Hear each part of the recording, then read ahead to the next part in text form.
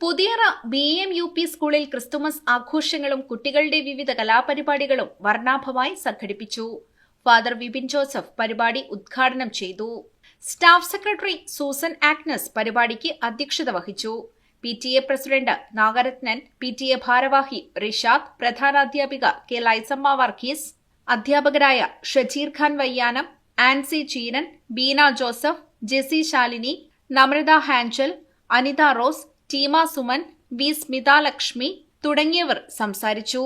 പരിപാടിയോടനുബന്ധിച്ച് കുട്ടികളുടെ വിവിധ കലാപരിപാടികൾ, ഗാനങ്ങൾ, നൃത്തങ്ങൾ തുടങ്ങിയവ അരങ്ങേറി. കേക്കിന്റെ മധുരവും സാന്താക്ലോസിന്റെ സന്ദർശനവും ക്രിസ്തുമസ് ആഘോഷത്തിന് മാറ്റുകൂട്ടി. നിരവധി പേരാണ് പരിപാടിയുടെ ഭാഗമായത്.